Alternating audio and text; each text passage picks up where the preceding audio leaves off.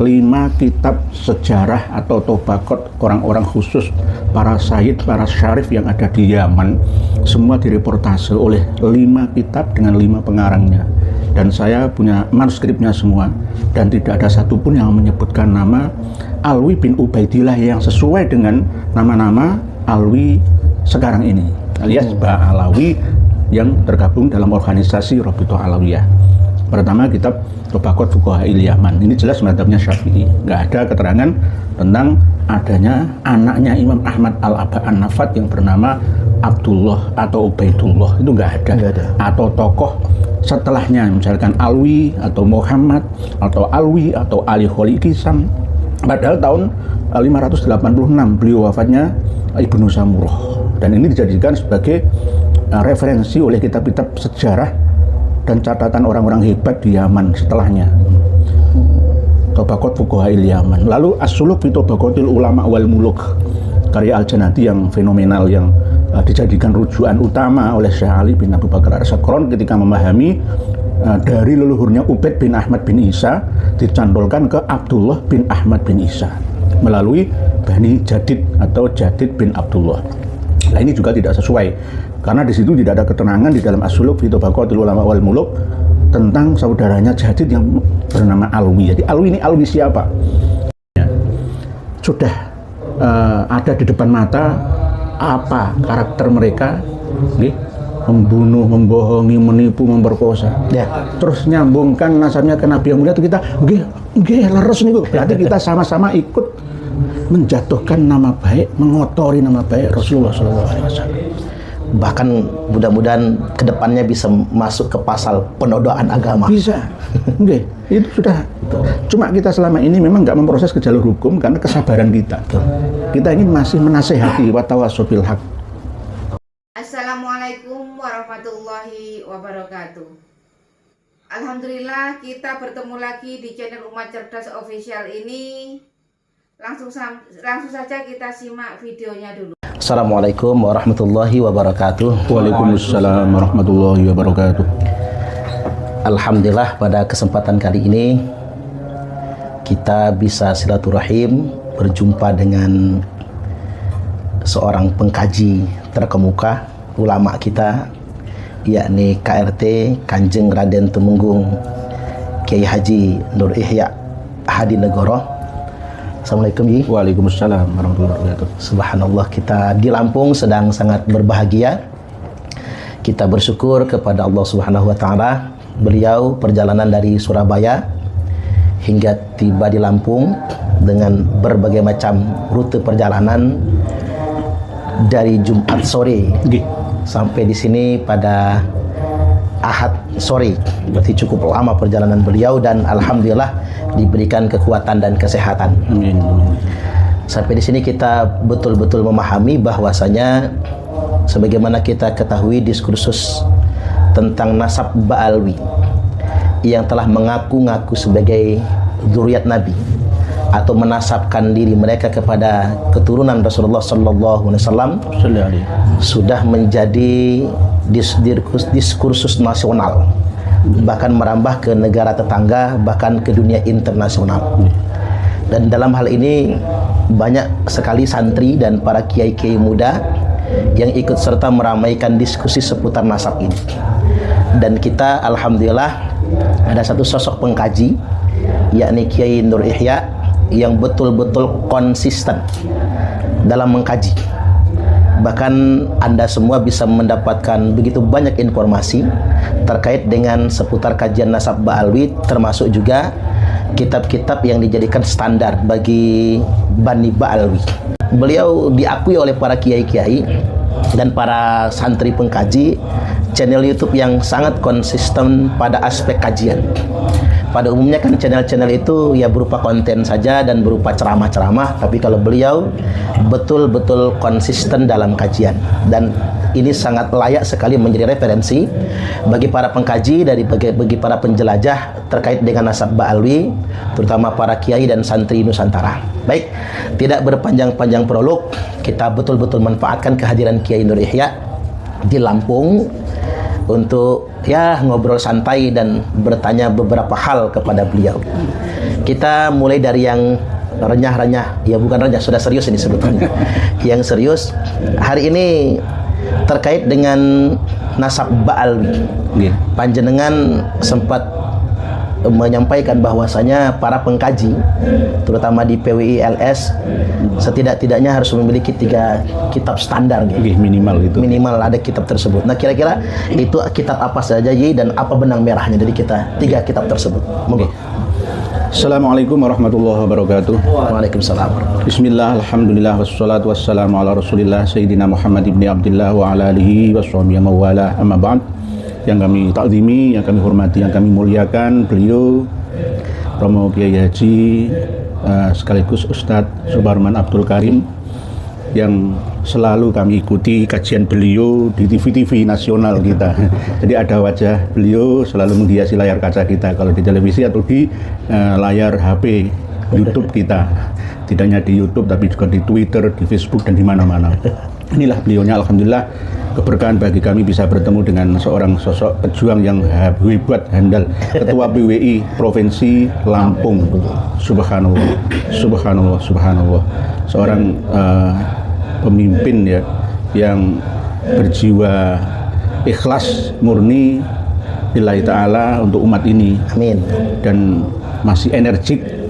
Mungkin lebih muda beliau daripada saya, tetapi ilmunya lebih tua beliau, lebih mantap, lebih menguasai ya daripada saya, karena beliau jam terbangnya lebih tinggi daripada saya. Beliau seringkali mengisi di dinas atau di departemen-departemen tertentu yang kita lihat di pemerintahan kita. Alhamdulillah. Banyak orang yang bertanya ke saya tentang nama panjenengan Pak Kiai. Pak Kiai Suparman, kok kayak orang Jawa ya? Memang beliau sudah saya verifikasi kenapa diberi nama Kiai Suparman, karena beliau lahir pada bulan Sofar. Aslinya Sofarman. Sofarman itu kan ya orang, bahasa Arab ya, bahasa Inggris kan man itu kan ya orang. Jadi anak laki-laki yang lahir pada bulan Sofar atau Safar. Sopar, mulut, batu mulut, mati lawal, mati lahir, Recep, Ruwah, Poso, Sawal, Apik, Besar, Suro, Sapar. Jadi meneruskan kembali tentang sebab, musabab, asal-usul dari nama beliau yang super. Alias orang yang sangat hebat. Saya sering ditanya sama kiai-kiai, kenapa kok namanya seperti itu? Ya, beliau diharapkan oleh abahnya Pak Yai Abdul Karim untuk menjadi manusia yang super. Manusia yang benar-benar mampu membimbing umat, imam bagi orang-orang yang bertakwa sesuai dengan doanya min Rabbana hablana min azwajina wa dzurriyyatina qurrata a'yun waj'alna lil muttaqina imama. Jadi pas pada beliaunya. Jadi tidak harus nama seorang muslim itu yang bagus saja ya, tidak. Maksudnya harus bahasa Arab misalkan. Enggak, semuanya bisa. Yang penting isinya doa. Doa yang mengandung nilai kebaikan gitu. Jadi jangan wah namanya kurang keren gitu ya, enggak.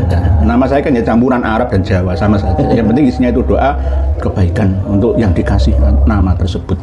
Lah, menjawab pertanyaan dari beliaunya bahwa standar pertama ini bukan kitab nasab ya, cuma kitab sejarah Yaman. Kemarin pertama kali saya bilang 3, sekarang 5. Jadi 5 kitab sejarah atau tobakot orang-orang khusus, para sayyid, para syarif yang ada di Yaman. Semua direportase oleh 5 kitab dengan 5 pengarangnya. Dan saya punya manuskripnya semua. Dan tidak ada satupun yang menyebutkan nama Alwi bin Ubaidillah yang sesuai dengan nama-nama Alwi sekarang ini. Alias Ba'alawi yang tergabung dalam organisasi Rabithah Alawiyah. Pertama kitab Tobakot Fuqaha'il Yaman. Ini jelas mazhabnya Syafi'i. Nggak ada keterangan tentang adanya anaknya Imam Ahmad Al-Aba An-Nafat yang bernama Abdullah atau Ubaidullah. Itu nggak ada. Atau tokoh setelahnya, misalkan Alwi atau Muhammad atau Alwi atau Ali Kholi Kisam. Padahal tahun 586 beliau wafatnya Ibnu Samurah. Dan ini dijadikan sebagai referensi oleh kitab-kitab sejarah dan catatan orang-orang hebat di Yaman setelahnya. Tobakot Fuqaha'il Yaman. Lalu As-Suluk fi Tobakotil Ulama wal Muluk, karya Al-Janati yang fenomenal yang dijadikan rujukan utama oleh Syekh Ali bin Abu Bakar As-Sakron ketika memahami dari leluhurnya Ubaid bin Ahmad bin Isa dicantolkan ke Abdullah bin Ahmad bin Isa melalui Bani Jadid atau Jadid bin Abdullah. Nah ini juga tidak sesuai karena di situ tidak ada keterangan di dalam As-Suluk fi Tabaqatil Ulama wal Muluk tentang saudaranya Jadid yang bernama Alwi. Jadi Alwi ini Alwi siapa? Padahal di dalam kitab Syarhul Ainiyah itu jelas diterangkan oleh Ahmad Al-Habsyi bahwa pertama kali Duriyah Ali bin Abi Thalib yang dikasih nama Alwi itu ya Alwi bin Ubaidillah bin Ahmad bin Isa. Tetapi kenapa kok di Bani Al-Ahdal ada juga Alwi? Ubaid bin Isa bin Alwi bin Muhammad bin Himham bin Aun bin Musa Al-Kadzim bin Ja'far Shadiq bin Muhammad Al-Baqir dan seterusnya. Jadi ada Alwi. Jadi ini sudah menjadi ketetapan dan diyakini oleh para Habib Ba'alawi bahwa orang yang pertama kali dari Dzurriyyah Ali karamallahu wajhah yang dikasih nama Alwi itu baru Alwi leluhurnya Ba'alawi. Berarti klop bahwa Alwinya Bani Ahdal ini juga sempat diambil alih oleh Alwinya Ba'alawi. Jadi dari Bani Al-Ahdal lalu nyantol ke Bani Jadid bin Abdullah bin Ahmad bin Isa. Ini diterangkan dalam kitab As-Suluk fi Tabaqatil Ulama wal Muluk. Yang ketiga kitab Tuhfatuz Zaman fi Tarikh Sadatil Yaman. Ini mencatat seluruh sadah-sadah yang ada di Yaman, baik Yaman Utara ataupun Selatan, mulai dari Taiz, Aden, Son'a, ya, Hudaidah, sampai ke Oman kalau sekarang ya, Dhofar Lama, Hadramaut, semua dicatat, nggak ada. Ada cuma Ali bin Alwi yang nasab ke atasnya itu min Bani Jadid, bukan min Bani Alawi bin Ubaidillah bin Ahmad bin Isa. Nah ini Abdurrahman bin Husain Al-Ahdal, pengarang kitab Tuhfatuz Zaman ini mulai mau menginterpolasi As-Suluk dalam Tuhfatuz Zamannya yang mengatakan bahwa Ali Bamarwan itu adalah orang pertama kali yang membawa ajaran tasawuf ke Hadramaut Yaman. Tetapi ditambahi Ali Bamarwan itu memiliki murid yang bernama Muhammad bin Ali yang ditafsiri oleh para ahli sejarah dan nasab kalangan Ba'alawi. Muhammad bin Ali yaitu namanya Al-Faqihul Muqaddam itu. Tapi Abdurrahman bin Husain Al-Ahdal tidak menyebutkan Al-Faqihul Muqaddam, cuma namanya kan orang Arab kan Muhammad Ali, Alwin, Abdullah, Muhammad Ali, bolak-balik terus ya. Lah, itu Tuhfatuz Zaman enggak mereportase khusus ini Muhammad bin Ali Ba'alawi yang bergelar Al-Faqihul Muqaddam, tidak. Tapi oleh para ahli sejarah setelahnya, oh ini Al-Faqihul Muqaddam Muhammad bin Ali ini, padahal tidak. Sama seperti Ali bin Ba'alawi yang min Dzurriyyati Jadid yang difahami menjadi Ali Kholik Kisam, padahal ya tidak. Ali bin Ba'alawi itu min Dzurriyyati Jadid bin Abdullah bin Ahmad bin Isa, tidak ada hubungannya dengan Ali Kholik Kisam karena tahun wafatnya beda. Tahun wafatnya itu beda. Jadi tidak ada yang namanya gelar-gelar seperti marga, itu nggak ada sebelum dicantumkan oleh kitab Al-Burqa Al-Musyrikah fi Dzikril Basir Khirqah Al-Aniqah. Itu nggak ada misalkan Asgaf, Jamalul Lail, Maulad Dawilah misalkan, Sohib Aidid, itu baru semua di abad 9 berarti. Sohib Mirbat, itu baru abad 9. Tuhfatuz Zaman tahun 855 Hijriah wafatnya Abdurrahman bin Husain Al-Ahdal. Yang keempat kitab Tabaqatul Khawas Ahli Sidqi wal Ikhlas tahun 893 wafatnya. Hampir ini sezaman dengan Syekh Ali bin Abu Bakar As-Sakron, sezaman pula dengan Abdurrahman bin Husain Al-Ahdal, pengarang kitab Tuhfatuz Zaman. Jadi ini terus Ibnu Samurah dalam Tabaqat Fuqaha'il Yaman, Al-Jannati dalam As-Suluk, Tuhfatuz Zaman, terus Tabaqatul Khawas. Ini juga nggak menyatat, nggak menyebutkan mereportase nama-nama dari marga Ba'alawi, tokoh-tokoh Ba'alawi, padahal ini abad 9, 893. Syekh Ahmad bin Abdul Latif As-Sirji Az-Zabidi. Ini mazhab Hanafi, Ahlussunnah ya Sunni, ini enggak bisa katakan Syi'i, enggak. Sunni. Ibnu Samurah malah Syafi'i. Ya, Al-Jannati juga Sunni sama. Nah ini Tabaqatul Khawas Ahli Sidqi wal Ikhlas. Antara Tabaqatul Khawas Ahli Sidqi wal Ikhlas dengan As-Suluk ini benar-benar nyata. Cetha wela-wela bahasa Jawanya itu. Jelas karena apa? Menyebutkan tarikh wafatnya Ali bin Ba'alawi. Ali bin Ba'alawi, dua-duanya ini wafat pada abad 8 Hijriah. Tabaqatul Khawas 729, As-Suluk 724. Kok diakui oleh Syekh Ali bin Abu Bakar As-Sakron menjadi leluhurnya yang wafat pada tahun 507. Loh, gak cocok gitu loh. Kenapa kok saya mengatakan ini diakui leluhurnya? Karena memang sesuai dengan interpretasi asumsinya Syekh Ali bin Abu Bakar As-Sakron bin Abdurrahman As-Segaf bin Muhammad Al-Dawilah itu, bahwa ada leluhurnya yang memiliki karomah. Ketika membaca sholawat dalam tahiyah, diulang-ulang terus sampai dijawab oleh Rasulullah. Waalaikumsalam ya Syekh Ali bin Alwi bin Muhammad bin Alwi bin Ubaidillah bin Ahmad bin Isa bin Muhammad bin Ali Al-Uraidi bin Ja'far As-Shadiq bin Muhammad Al-Bakir bin Ali Zainal Abidin bin Husain bin Ali bin Abi Thalib. Dijawab oleh Rasulullah.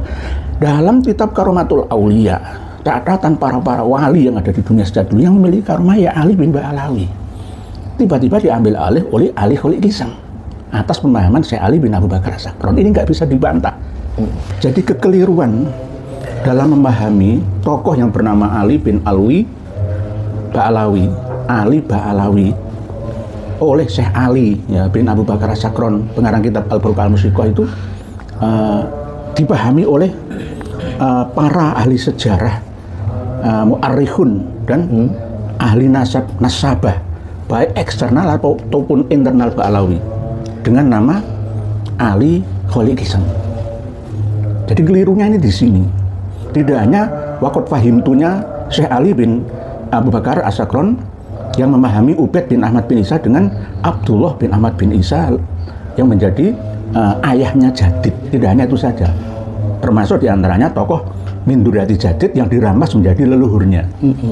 Padahal di manuskrip As-Suluk itu diterangkan jelas tidak sesuai dengan versi cetakan As-Suluk yang menyebutkan angka wafatnya Ali bin Ba'alawi dengan angka 724 itu enggak, tapi disebutkan dengan kalimah arba'in wa ishrina wa sabi'i mi'atin Hijriyah 724. Ini jelas. Kitab Tabaqatul Khawas Al-Sidqi wal Ikhlas juga tidak mencatat adanya nama-nama dari klan Ba'alawi yang dikatakan oleh mereka leluhurnya itu adalah orang-orang hebat, al-mujtahid, mujtahid mutlak ya. Al-Imam, Al-Bari, Al-Wari, Al-Muhaddits, Al-Hafid, Sahibul Fadilah wal Karomah, dan seterusnya. Gelarnya itu saya total itu 15 lebih, tapi tidak dicatat. Ini berarti apakah 4 ulama ini semua mohon maaf bodoh? Ya kan enggak, mereka itu orang-orang alim di zamannya. Secara estafet mulai abad 6 sampai abad 8, abad 9. Terus yang paling penting lagi di Tabaqat Sulaha il-Yaman atau Tarikh Al-Barihi ya. Ini jelas menyebutkan bahwa Ali bin Ba'alawi yang memiliki keturunan Umar bin Abdurrahman juga itu min ahli sufiyah. Jadi bukan duriyah Nabi, tapi penganut ajaran tasawuf. Jadi Ba'alawi itu penganut ajaran sufi atau tasawuf.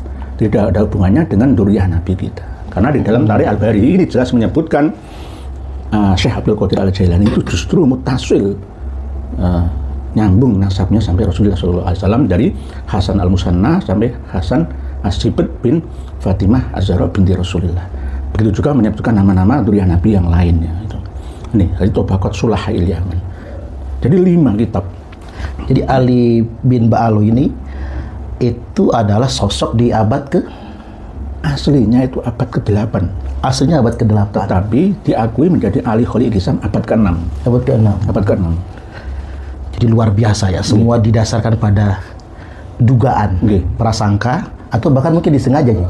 Ya kemungkinan disengaja ingin menciptakan sejarah baru dan palsu. Sama dengan Muhammad Shahib Mirbat itu ya. Kan nggak ada sebenarnya Shahib Mirbat. Kalau di Indonesia ya mungkin Shahib Solo, Shahib Gresik. Iya juga. Bisa juga. Di sini mungkin Shahib Lampung. Shahib Lampung.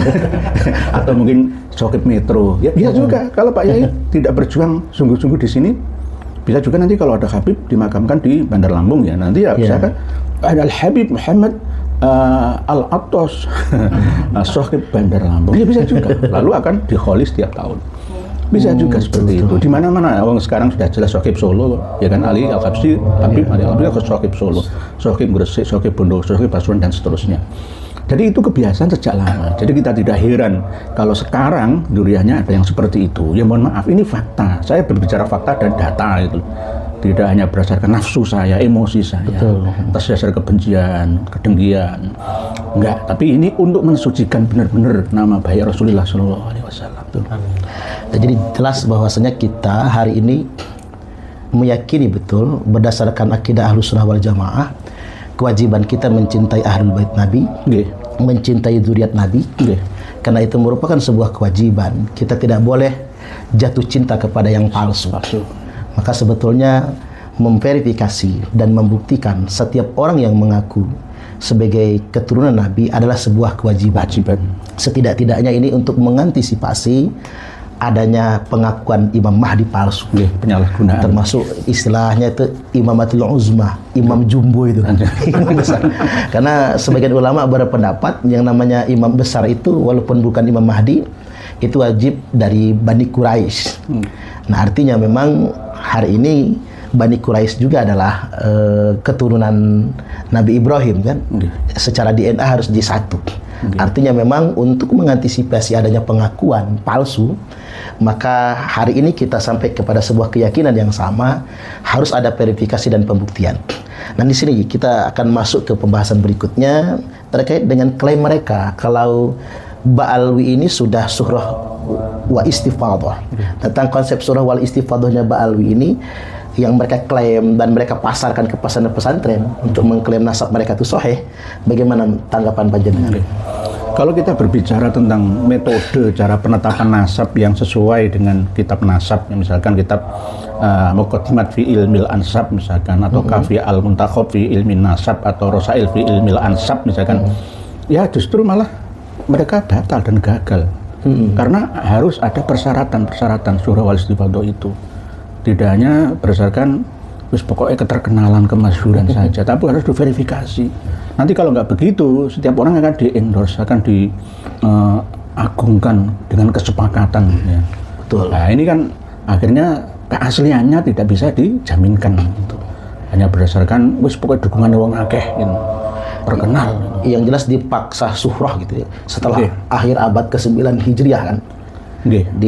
Setelah muncul kitab Al-Burqatul Musiqah, lalu disalin bukan dari awal. Lalu Al-Ghurur, lalu Al-Masra'ur Rawi, Syarhul Ainiyah, dan seterusnya, dan terus lebih gencar-gencarnya itu dari kalangan mereka mengarang kitab-kitab internal mereka sendiri itu abad 10, 11, 12 itu paling gencar. Harus dikarang kitab supaya surah wal istifadhah itu. Jadi surah wal istifadhah itu bisa dibatalkan dengan data yang lebih akurat. Betul. Jadi tidak terus itu surah istifadhah itu mutlak, nggak bisa. Ketika ada data yang lebih akurat, yang lebih tua, di zamannya kitab itu ada pengarangnya hidup, baik itu primer ataupun yang mendekati atau sekunder, maka surah wal istifadhah itu bisa dibatalkan.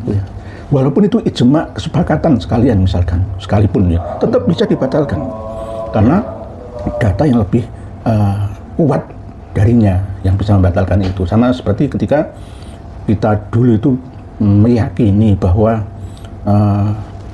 matahari itu sebenarnya bukanlah pusat tata surya kita, tapi bumi inilah sebenarnya pusat tata surya kita. Coba kita berdiri diam di sini, matahari akan mengelilingi kita, ya kan?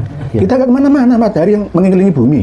Tapi ternyata dunia sekarang berbeda. Mazhab itu kalah dengan metode yang lebih kuat dan akurat dengan ditemukannya satelit, ya bisa memantau. Oh ternyata yang mengelilingi matahari itu justru bumi. Yo.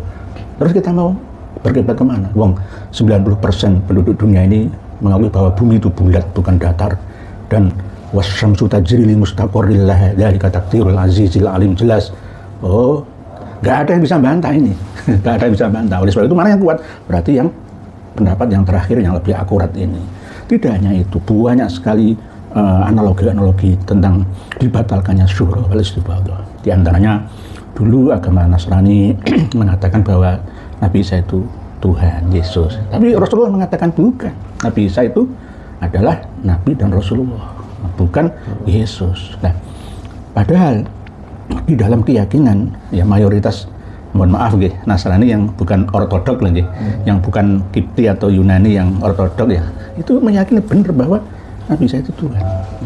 Tapi Rasulullah mengatakan bukan. Mana yang kuat? Ya Rasulullah. Atas firman Allah untuk menjelaskan, walaupun sudah diisbat, diijma, surah wal istifadhah tetap kalah. Terus gini, dulu kan jenengan pernah menyampaikan, saya lihat di konten itu, bahwasanya keterputusan nasab Ba'alwi ini bukan hanya 550 tahun. Kalau Kiai Imad kan ngitungnya dari Imam Ahmad ya. Wafat Imam Ahmad 345 Hijriah dan ke Arba'atul Musyiqah. Jadi dihitung 550 tahun. Kalau jenengan tempoh hari kalau tidak salah itu lebih dari itu ya. Sebenarnya Romo Kiai Haji Madudin Usman tidak salah. Ya, betul, sama-sama. Ini yang namanya khilafiyah yang membawa rahmah. Jadi perbedaan saya dengan beliaunya itu tidak membawa nikmah, tapi ni'mah. Malah menguatkan. Saya lebih lama. Karena Syekh Ali bin Abu Bakar As-Sakur itu kan internal Ba'alawi sendiri. Kalau pengarang kitab Tuhfatul Thalib Ma'rifati Iman yang tasibu ila Abdillah Habib Thalib itu kan eksternal. Pengarang kitab Tuhfatul Thalib yang wafat 996 Hijriah. Saya tarik, saya genapkan dari 345 ke 995. Artinya gitu. 650 tahun. Itu pun setelah saya verifikasi, saya koreksi melalui data manuskripnya juga masih belum sesuai ya. Masih belum clear 650 tahun. Bisa 700 tahun dan bisa juga lebih, bisa selamanya. Karena semuanya berdasarkan lokomotif yang sama. Jadi berdasarkan taklikot atau catatan santri.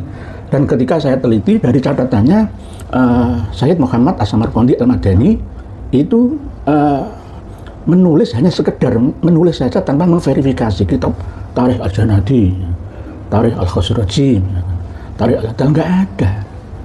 Asulul tidak menyebutkan tokoh-tokoh Ba'alawi, tapi Ali bin Ba'alawinya Bani Jadid. Itu. Dan Al-Janadi sendiri sebenarnya juga tidak memverifikasi karena beliau bukan ahli nasab, beliau itu ahli sejarah. Ahli sejarah itu hanya sekedar mencatat saja. Ahli nasab pertama yang menyebutkan anaknya Imam Ahmad Al-Hambali yang bernama Abdullah, bukan Ubaidillah, itu adalah kitab An-Nafah Al-Ambariyah. Abad ke-9, 880 Hijriah. Itu pun tidak menyebutkan nama Alwi bin Ubaidillah, hanya Jadid Al-Muntakil ila Hadramaut wa min duryati thamma Banu Abi Alawi wa huwa Abu Alawi bin Jadid, berarti Bani Alawi Jadid. Ini yang menjadi kunci utama kalau kita memang berpegang teguh kepada khotun nasabah, catatan ahli nasab. An-Nafkah Al-Ambariyah ya abad 9 juga. Ini hidup sezaman tapi beda tempat dengan Al-Burqa Al-Musyiqah Syekh Ali bin Abu Bakar As-Sakur. Jadi mulai dibangun ya, bahan bangunan dikumpulkan pada abad 8 awal, lalu dibangunlah terus menerus itu. Akhirnya di Suhro harus difatukan. Ayo, misalkan jenengan Romo Kiai Suparman Abdul Karim mempromosikan saya, ya, mempopulerkan saya. Wah, Kiai Nuroya ini ulama asli Timur Tengah, keturunan Ba'alawi. Ya bisa juga. Asalnya didukung 1000 orang, semuanya tanda tangan, oke. Apalagi mancung kan. Misalkan gitu. Ya, apakah saya tetap? Ya enggak, harus ditanya dulu silsilah saya itu ke siapa. Jangan hanya berdasarkan surah al-istifadhah. Catatan itu bisa dibuat. Oleh sebab itu catatan Tuhan itu yang asli sebenarnya sesuai dengan kaidah terkini ilmu DNA itu. Ya. Ada yang menuduh kita ya bahwa kalau kita mengarahkan Habaib Ba'alawi untuk tes DNA berarti tidak konsisten dengan by data. Enggak ya, sama-sama saling melengkapi gitu loh. Wah, datanya sudah gagal. Ya masih ada alternatif. Coba cari tes DNA. Ya pasti gagal, pasti gagal. Itu ayat kauniyah soalnya. Kauniyah. Nah, gini, saya agak sedikit menggelitik ini. Panjenengan pernah mengkritisi betapa rancunya pohon nasabnya Tuan Rizik Syihab ya, jangan pakai Tuan ya. Betapa rancunya Bapak Rizik Syihab ya, sama saudara Bahar Smith lah katakanlah, karena mereka ini yang paling banyak diklaim sebagai zuriat Nabi, bahkan dipasarkan cucu Nabi kok dizolimi sebagainya, sampai waktu dia umroh lama sekali juga begitu, sampai kemudian ada selebaran tentang isbat nasab Rizik Syihab. Di mana letak kejanggalan yang sangat prinsip di pohon nasabnya Bapak Rizik Syihab? Kami teliti tidak hanya di Kang Mas Muhammad Rizik Syihab saja, tapi ya semuanya. Kalau umudun nasabnya itu sudah janggal ya pasti akan salah terus. Awalnya salah, tengahnya salah, akhirnya juga akan salah. Toh misalkan di tengahnya ini mau mencoba untuk ngepas-paskan, tetap akan ada kelemahan di akhirnya. Pasti akan kelihatan karena tidak ada yang namanya kriminal yang sempurna, itu nggak ada. Pasti akan meninggalkan jejak yang bisa dideteksi oleh generasi setelahnya atau di generasi saat itu juga. Ini prinsip kriminolog atau intelijen kita itu pasti tidak ada kejahatan yang sempurna. Pasti ada titik lemahnya, mana dicari ya ketemu nanti, walaupun tidak semuanya tapi pasti ada. Ya, di antara nasab yang ditulis lengkap itu, seakan-akan bagi orang awam sekilas, oh sohe, gitu. Sama, kitab-kitab Ba'alawi juga begitu, sekilas, wah bagus sohe. Yang terakhir karya 500 halaman lebih ya, akibat pertemuan di RA 8 orang itu ditasih, dikasih catatan kata pengantar oleh 9 wali ya, yang mengesahkan itu semua juga amburadul gak karu-karuan, dilalai loh. Padahal selama ini mereka itu kita kritik mati-matian, ternyata hasil akhirnya sama juga. Ini berarti kan ibroh ya, yang harus kita ambil hikmah. Oh ternyata mereka itu salah dan pembohong saja, berkali-kali berbohong dan berbohong, tidak pernah jera dalam kadzabnya itu. Mohon maaf ini agak-agak keras kenceng saya kadzabnya itu ya, karena memang faktanya begitu, dilalai. Berarti Mbak Alwi ini bisa dapat predikat al-kadzab ya? Bisa juga. Karena memang terstruktur kebohongan. Dajjalun kadzabun itu koribun min salasin. Setiap 100 tahun sekali pun ada sosok-sosok pembohong atau pendusta yang berupa individu, perorangan ataupun golongan. Di mana dan kapan saja. Tidak hanya di dunia Timur Tengah, tapi di Timur Jauh seperti kita ini juga akan ada. Masuk dalam organisasi tertentu. Oleh sebab itu kita harus waspada. Jangan sampai salah memahami hadis Nabi, la taqumus sa'ah hatta yub'atsa dajjalun kadzabun qoribun min salasin itu. Jadi termasuk diantaranya pernah pembohong-pembohong yang terstruktur, terorganisasi, terencana dengan apik, ya apik masif gitu. Nah, seakan-akan sekilas itu normal, kita telusuri di dalamnya abnormal. Terkait dengan buku keabsahan nasab Ba'alwi yang terakhir, mungkin dengan sudah membaca ya.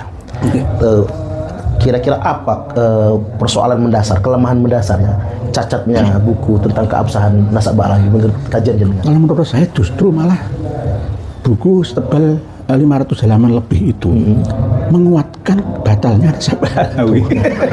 Iya, menguatkan batalnya nasab Ba'alwi. Justru yang disampaikan dalam Khatun Nasabah oleh Di Hanif Al-Atos yang pertama kali memang An-Nafah Al-Ambariyah, lalu Tuhfatul Thalib, lalu Tuhfatul Azhar dan seterusnya. Abad 9, jadi tidak berhasil menemukan kitab nasab sebelum itu. Dan itu mereka akui, lalu mereka akan beralih ke catatan sanadnya Salim bin Jindan.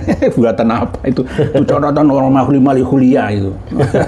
Orang Mali Khulia waktu dipakai ya, berarti yang pakai itu berarti juga Mali Khulia yang sama.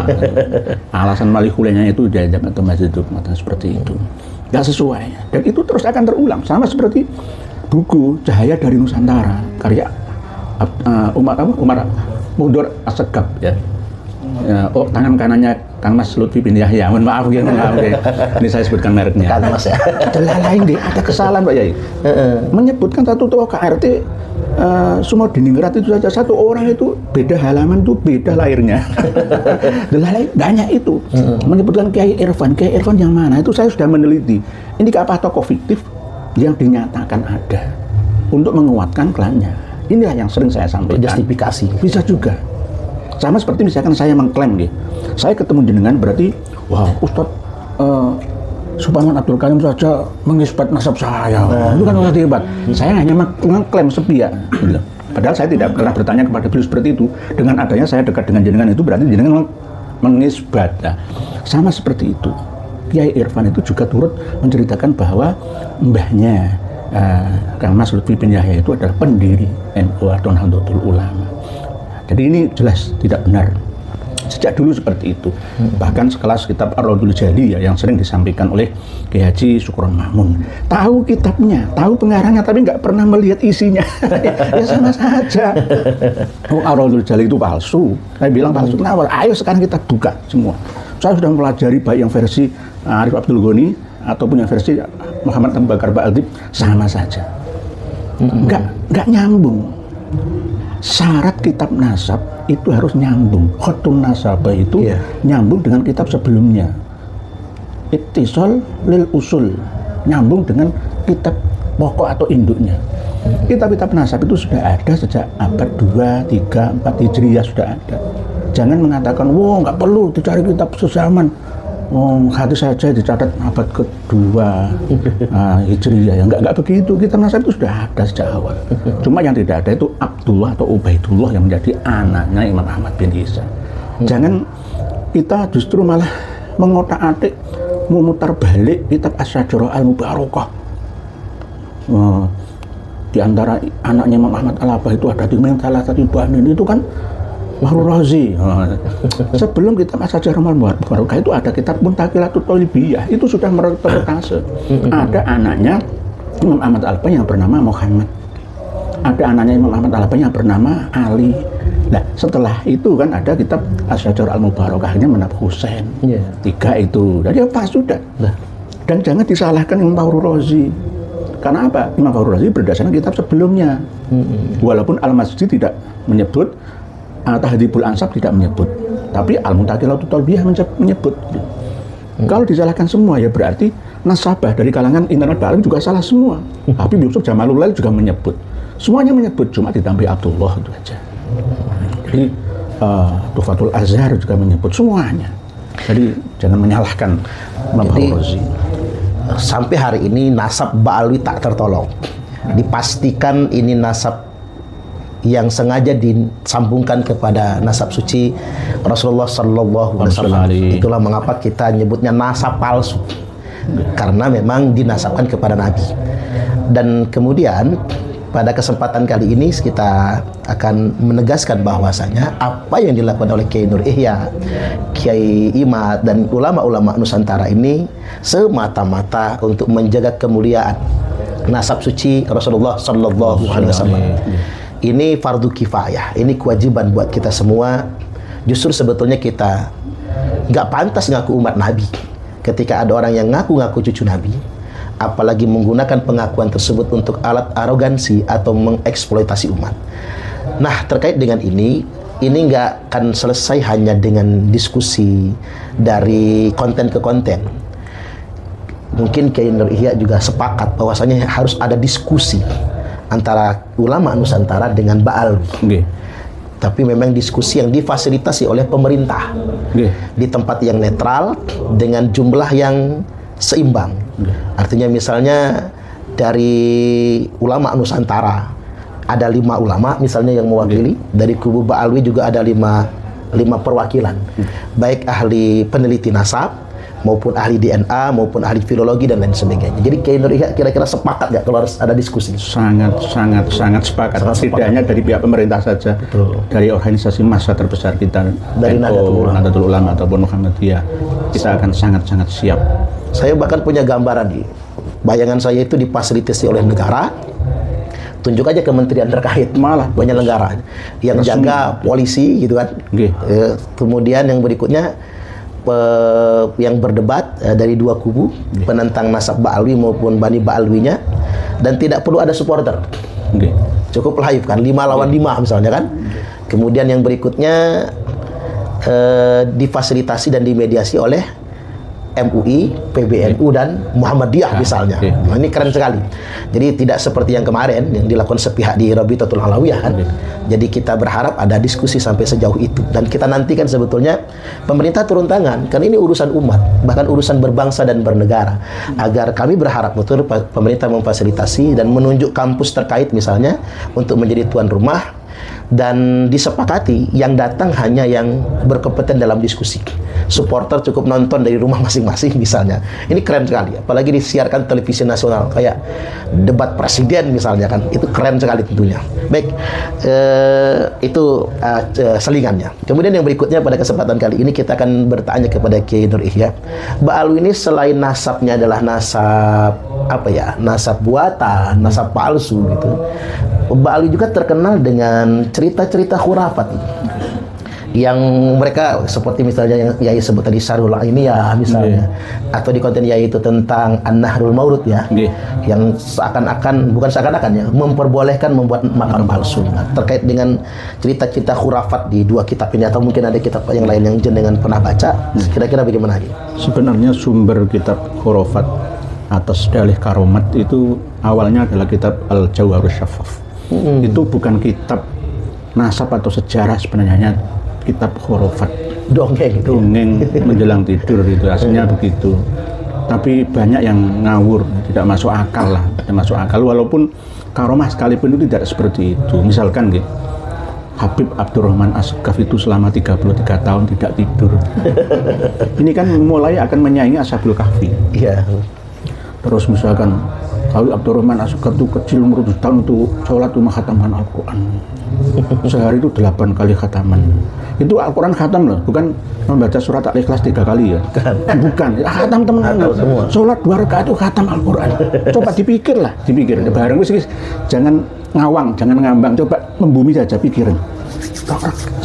Cara khatam Al-Quran tolong blocos dipikir. Ya nek, iku mau tadi, mau surat Al-Ikhlas, saya percaya. Membaca 1 kali duduk 90.000 kali membaca surat Yasin. Masuk apa enggak? Saya percaya. Yasin. Percaya aku iso. Itu pun jangan mulai juga angel we. Iya. Yasin. Ya enggak mungkin. Maca Yasin iku nek tartil ku ya 15 menit. Nek tadwir iku ya 10 menit. Wadir 8 menit itu. Kayak 1 kali duduk 90.000 pada surat Yasin. Coba akal mana yang bisa menerima? Wah itu karomah, kamu nggak nyambung. Pasti akan menuduh seperti itu. Karomah itu nggak segitunya. Gunanya apa karomah? Karomah itu ada manfaatnya untuk ummah, untuk jamaah. Kok tiba-tiba orang mau mengeluarkan karomah, manfaatnya untuk apa? Gitu. Apakah sihir pamer ini sulapan namanya itu? Sulapan. Al-Jawharus Syafaf ya. Al-Jawharus Syafaf. 502 hikayah khurafah. Tapi ada yang tidak khurafah sih, tapi mayoritas khurafah dari 502. Nanti Yai tak kirim kitab Al-Jawharus Syafaf ke nomor panjenengan. Dinukil lagi oleh kitab Syarhul Ainiyah. Al-Jawharus Syafaf itu bukan kitab nasab, bukan kitab sejarah, bukan kitab karomah, tetapi dianggap oleh kalangan Ba'alaf itu sebagai kitab keramat. Sampai sekarang kitab Al-Jawharus Syafaf itu masih berbentuk manuskrip atau naskah asli catatan tangan. Belum ada yang berani menerbitkan atau menyalinnya karena memang tidak layak itu. Akan malu, jadi nanti tak kirim. Nanti akan malu membaca sendiri itu malunya. Gitu. Ya sama seperti karomah-karomah itu tadi. Karena ada kitabnya. Oleh sebab itu ketika setelah Al-Masrur Rawi, Syarhul Ainiyah, kitab termasuk An-Nahrul Mawrud yang enggak heran. Kitab Tadhkirun Nas sampai yang kemarin itu kitab yang kemarin itu yang terbaru yang Kanjeng Nabi, Sayyidina Ali, Sayyidina Hasan belajar ilmu nahwu pada Habib Ali Al-Fajri ya. Ada kitabnya. Ada kitabnya. Kalau nggak ada ya kitab ada kitabnya. Nanti tak kirim juga kitabnya begini. Oh jadi sebetulnya begini buat pemirsa ya. Ternyata memang cerita-cerita khurafat yang disebarkan oleh kalangan Ba'alwi ini bukan sesuatu yang disebarkan dari mulut ke mulut ternyata. Tapi ada catatannya, ada kitabnya. Ini cara Allah ingin membuktikan kepalsuan itu sebetulnya. Dan alhamdulillahnya Kiai Nur Ihya dan kita semua sudah mendapatkan referensi tentang itu. Jadi tak terbantahkan. Mereka nggak bisa ngeles gitu. Oke, dibantah kayak apa? Ada buktinya, ada saksinya, ada catatannya.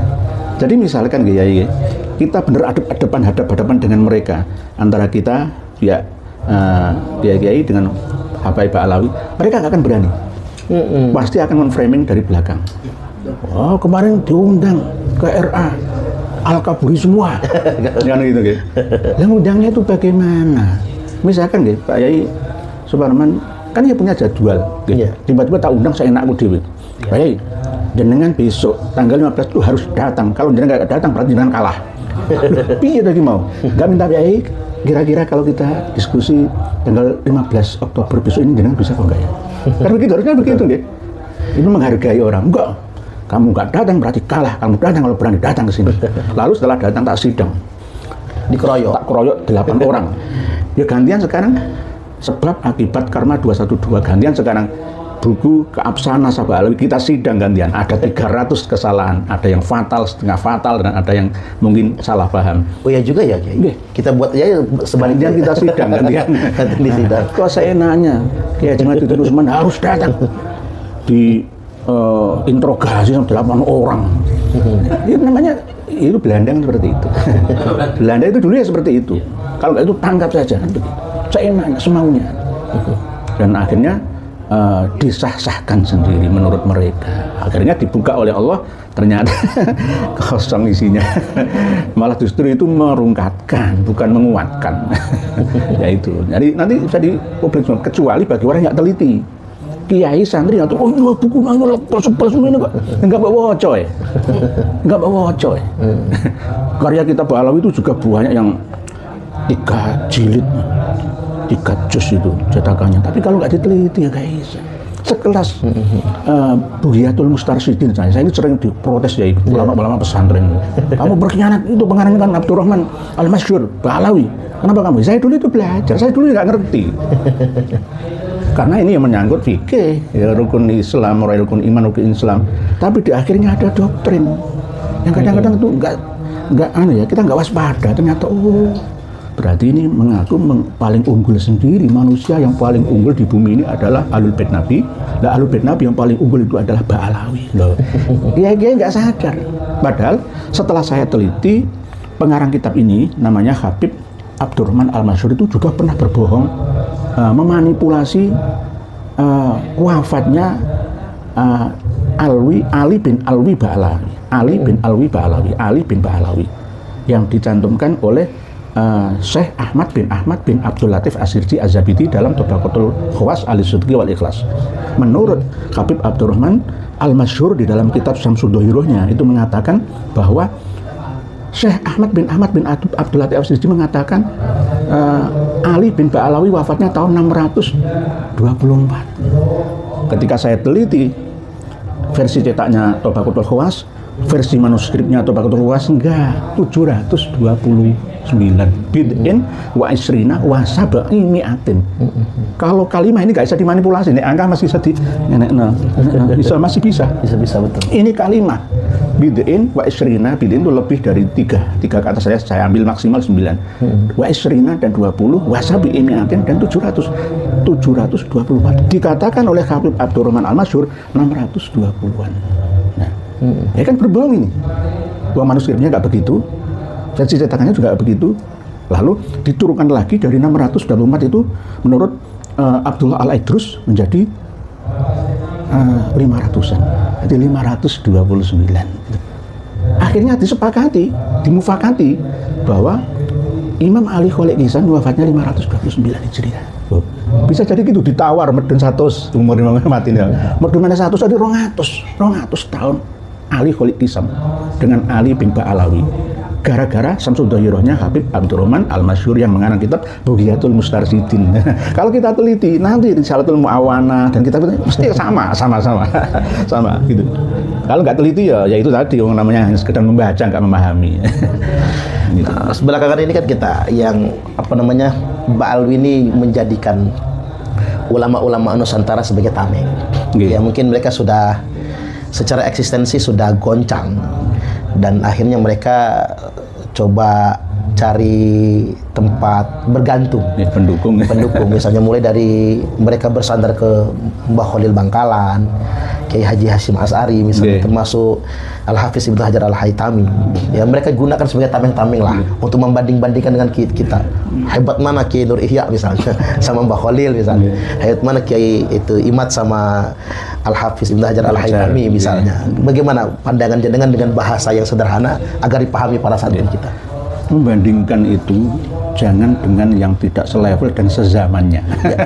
Saya tidak hidup sezaman dengan Kiai Haji Hadratus Syekh Kiai Haji Hasyim Asy'ari. Tidak hidup dengan Ibnu Hajar Al-Haytami. Membandingkan saya itu dengan selevel saya di zaman saya. Atau orang yang masih hidup bisa diverifikasi. Ya bisa ditanyai kan. Kalau sudah mati ya bisa ditanyai. Ibnu Hajar Al-Haytami itu mengarang kitab khusus nasab juga tidak menyebutkan nasab adanya istilah nasab Ba'alawi. Tidak ada isbat. Tidak ada isbat. Yang ada itu kitab yang mencatat tentang kitab sahabatnya Ibnu Hajar saja yang beliau memperoleh ijazah dari leluhur gurunya yang ada Marga Al-Idrus itu. Sebenarnya itu saja. Bukan menyebut itu bukan mengisbat. Betul. Misalkan saya menyebut Habib Rizik Syihab, berarti saya mau mengisbat. Enggak, saya menyebut tulisannya Habib Muhammad Rizik Syihab. Berarti saya bukan mengisbat Habib Rizik. Saya sering menyampaikan bahwa misalkan ini ada sebentar, nanti diulang lagi.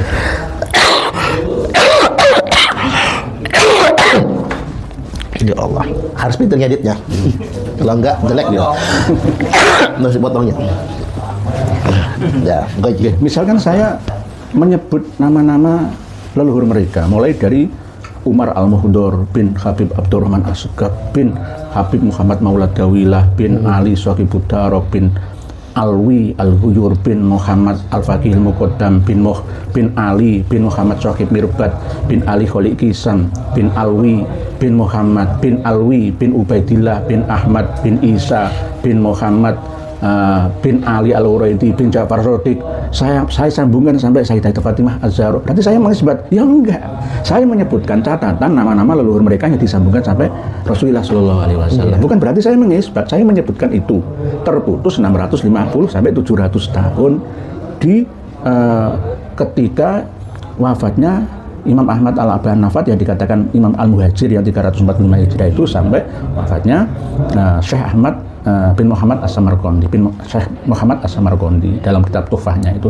Bukan berarti saya mengisbat, tapi saya hanya menyebutkan saja. Begitu juga Hadratus Syekh Haji Hasyim Asy'ari itu sebenarnya sudah pernah menegaskan kok bahwa yang dinamakan cucu Nabi itu Syarif dan Sayyid, bukan Habib, itu bukan. Ya. Orang yang pertama kali menggunakan gelar Habib itu adalah Habib Umar bin Abdurrahman Al-Attas. Pertama kali. Sebelumnya itu ya Sayyid dan Syarif.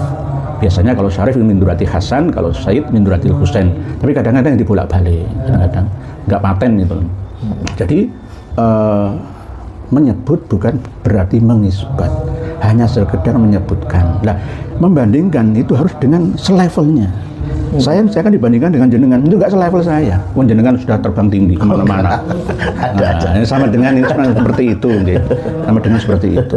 Lah, misalkan kalau sama-sama dibandingkan antara Imam Ibnu Hajar Al-Haytami dengan Mark Zuckerberg itu alim mana? Tak tanya seperti itu. Ayo, lebih alim mana? Elon Musk dengan Hadratus Syekh Kiai Haji Hasyim Asy'ari lu alim mana? Ayo, lu gak levelnya gitu. Bukan bidangnya. Gak apple to apple bahasanya seperti itu, gak bidangnya. Kenapa kalau para ulama kita, sejarawan kita, ahli kimia kita, biologi kita, geologi kita dulu tidak justru menemukan yang namanya pesawat terbang lalu dikembangkan? Kenapa yang mengembangkan justru orang-orang yang bukan muslim, tokoh-tokoh agamawan kita? Kenapa? Berarti mana yang salah? Mana yang kalah? Kan begitu.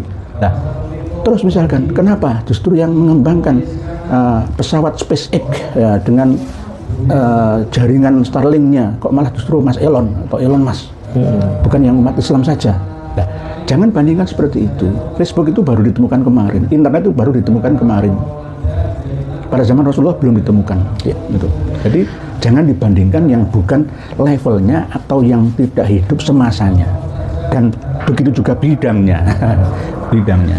Setiap orang memiliki kelemahan, dan bahkan ini yang paling penting ya ini. Sering saya sampaikan, Imam Al-Janati saja juga punya kesalahan. Apalagi 140 orang ulama itu juga mahalul khota' wan nisyan. Tidak ada manusia yang maksum. Yang maksum itu hanya Rasulullah Shallallahu Alaihi Wasallam dan nabi-nabi sebelumnya. Alhamdulillahirabbil alamin, kita semua sudah tercerahkan. Yang jelas posisi kita sebagai umat Islam pada umumnya memandang Bani Ba'alwi adalah saudara kita sesama muslim. Yang harus diingat. Artinya memang ya di antara Bani Ba'alwi juga ada orang yang berilmu, ada ulamanya, ada orang ikhlasnya, ada orang baiknya. Hanya saja yang benar-benar harus kita garis bawahi di sini adalah kita semua bukan anti Bani Ba'alwi, tapi kita semua ingin meluruskan klaim pengakuan orang-orang Ba'alwi yang menyatakan mereka adalah cucu Nabi. Perjuangan ini tidak boleh berhenti demi menjaga nasab suci Rasulullah Sallallahu Alaihi Wasallam. Sebelum kita akhiri, kita akan dengarkan closing statement dari KRT Kiai Haji Nur Ihya Hadinegoro. Monggo. Closing statementnya singkat saja. Kalau kita masih percaya bahwa klan Ba'alawi atau para Habib ini keturunan Nabi kita yang mulia, berarti kita sama dengan melecehkan nama baik Nabi kita. Tuh. Karena faktanya mereka telah melecehkan Nabi kita dan kita mengizinkan meridhoinya. Ya. Coba bayangkan, ini mudah cara memahaminya. Sudah ada di depan mata apa karakter mereka, membunuh, membohongi, menipu, memperkosa. Ya. Terus nyambungkan nasabnya ke Nabi yang mulia, itu kita leres nih, berarti kita sama-sama ikut menjatuhkan nama baik, mengotori nama baik Rasulullah SAW. Bahkan mudah-mudahan kedepannya bisa masuk ke pasal penodaan agama. Bisa. Oke, itu sudah. Cuma kita selama ini memang nggak memproses ke jalur hukum karena kesabaran kita. Kita ini masih menasehati wa tawassaw bil haq. Ya. Oke. Terima kasih Konsisten. sudah mendengarkan closing statement. Tahapan ini akan terus berjalan sampai kemudian setiap orang yang mengaku sebagai dzurriyyat Nabi, padahal dia bukan dzurriyyat Nabi, apalagi kelakuannya justru mengeksploitasi pengakuan tersebut untuk berbuat maksiat atau kriminal, maka bisa kita dorong untuk pemidanaan dengan pasal penodaan agama. Mudah-mudahan berkah. Amin. Sebentar lagi Kiai Nur Ihya akan ceramah. Di sini ada belasan ribu jamaah yang sudah menunggu di Lampung, dan nanti Anda saksikan juga rekamannya. Kiai Nur Ihya akan memberikan pencerahan di Lampung. Wallahul muwaffiq ila aqwamit thoriq. Wassalamualaikum warahmatullahi wabarakatuh. Waalaikumsalam. Alhamdulillah rakyat Indonesia sudah banyak yang sadar. Terus semangat dalam perjuangan ini, karena ini adalah kewajiban kita bersama, dan terus waspada propaganda mereka kaum Ba'alawi yang mengaku-ngaku sebagai cucu Nabi Muhammad SAW. Hal itu dilakukan oleh mereka agar memuluskan misi. Sekarang mereka semakin terpojok karena fakta bahwa rakyat Indonesia sudah banyak yang sadar dari tingkah laku mereka, meskipun masih ada juga muhibin dungu. Tapi intinya mereka semakin sempit ruang untuk dawer duit rakyat. Cukup sekian dulu. Sampai jumpa di video selanjutnya. Akhir kata, wassalamualaikum warahmatullahi wabarakatuh.